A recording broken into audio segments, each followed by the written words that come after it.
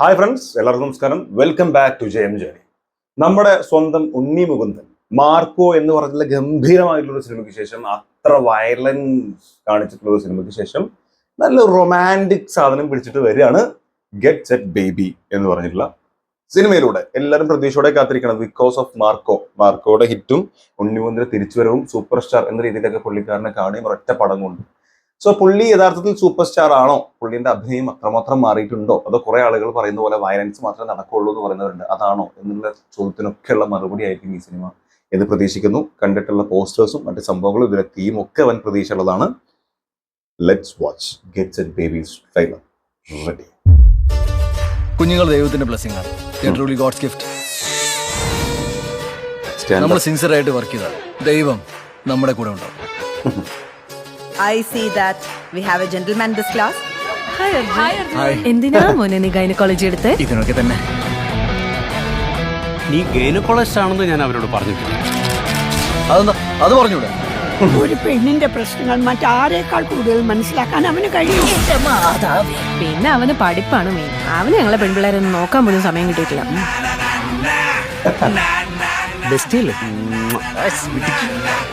നിങ്ങളെ പോലുള്ള ego centric ഷോണിസ്റ്റ് ആൾക്കാരെ ലോകം കാണട്ടെ.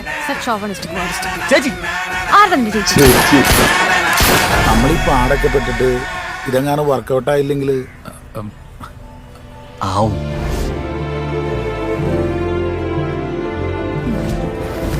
എന്റെ കുഞ്ഞെന്നൊക്കെ പറയുമ്പോ ബിന്ദു നിങ്ങളുടെ കുഞ്ഞിനെ ക്യാരി ചെയ്യുന്ന ഒരു വെസൽ മാത്രമാണ്, ഒരു പാത്രം. That's it.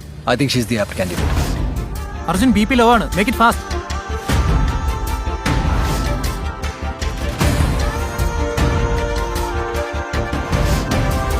ഞാൻ എന്തെങ്കിലുമൊക്കെ ആവുമെന്ന് വിശ്വസിച്ചിരുന്നു. ചുരുക്കം പേരിൽ ഒരാളായിരുന്നു ഞാൻ. അവരങ്ങ് മറന്നുപോയി.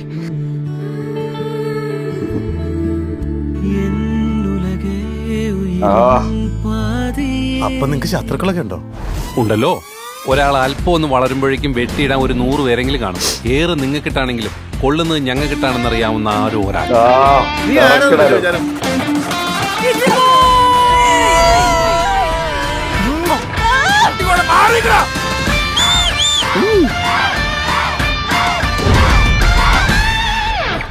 All the best. Okay, thank you. അല്ല സാർ, എനിക്കൊരു ഓൾ ദ ബെസ്റ്റാ.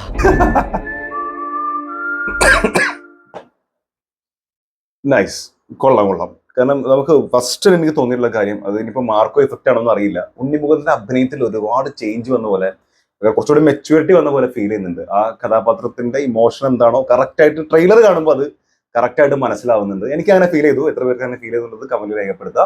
ആൻഡ് ഇതൊരു ഭയങ്കര കളർഫുൾ ആയിട്ടുള്ള മൂവിയാണ്. എന്നാൽ അതിൽ ഒരുപാട് ആളുകളുടെ സങ്കടങ്ങൾ, അവരുടെ മറ്റ് ഇമോഷൻസ്, ഇതൊക്കെ കടന്നു വരുന്ന ഒരു സാധനം കൂടി ഞാൻ തോന്നുന്നുണ്ട്. കാരണം ജസ്റ്റ് അതായത് ഒരാളെ കുറിച്ച് പറയുന്നുണ്ടല്ലോ, നിങ്ങളുടെ കുഞ്ഞിനെ ക്യാരി ചെയ്യുന്ന ഒരു വെസല് മാത്രമാണ് ബിന്ദുന്നോ ഇന്ദുന്നോ എന്തോ പറയുന്നുണ്ട്. അപ്പൊ ആ ഒരു സംഭവം ഭയങ്കര രസമായിട്ട് വരാൻ സാധ്യതയുണ്ട്. സുധീഷിന്റെ ക്യാരക്ടർ നല്ലതായിട്ട് സ്കോർ ചെയ്യാനുള്ള ചാൻസ് ഉണ്ട്. നമ്മളെ കരയിപ്പിക്കാനുള്ള സാധ്യത ഉണ്ട്. കാരണം ആ കുഞ്ഞുണ്ടായതിനു ശേഷം കുഞ്ഞിന് കൊടുക്കുന്നത് വാടക കയറുപ്പ് മാത്രം നമ്മൾ ഒരുപാട് കേട്ടിട്ടുണ്ട്. അത്തരത്തിലൊരു ക്യാരക്ടറാണ് അവരുടെ സുരഭി ലക്ഷ്മിയുടെ എന്നാണ് തോന്നുന്നത്. അപ്പൊ ആ കുഞ്ഞിനെ കൊടുക്കുന്ന സമയത്തുള്ള ഒരു സംഭവം ഭയങ്കരമായിരിക്കും. ഒരു പക്ഷേ അത്രയും 10 മാസം ചുമന്ന് പ്രസവിച്ചതിന് ശേഷം ആ കുട്ടിനെ വേറെ കൊടുക്കുക എന്ന് പറയുമ്പോൾ ഉണ്ടാകുന്ന അവരുടെ ആ ഒരു ഇമോഷൻ കറക്റ്റായിട്ട് തരാനുള്ള സാധ്യത ഉണ്ട്. ആ സമയത്ത് സുധീഷിന്റെ നല്ല കുറച്ച് ഡയലോഗ്സ് ഉണ്ടാവും എനിക്ക് തോന്നുന്നത്.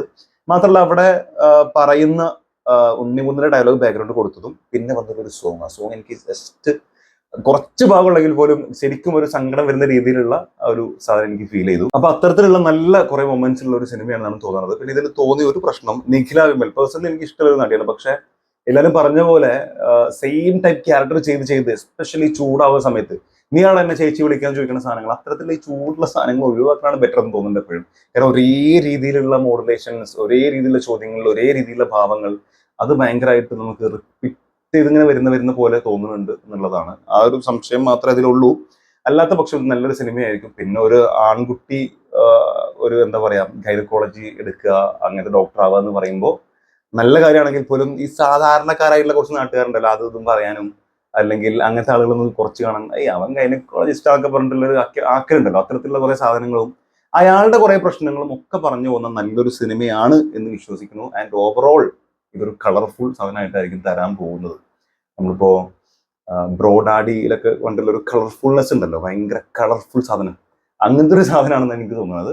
എന്തായാലും കാത്തിരിക്കാം. നല്ല സിനിമയായിട്ട് ആശംസിക്കുന്നു. അടുത്ത വീഡിയോ കാണാം. കാണുന്നവരെ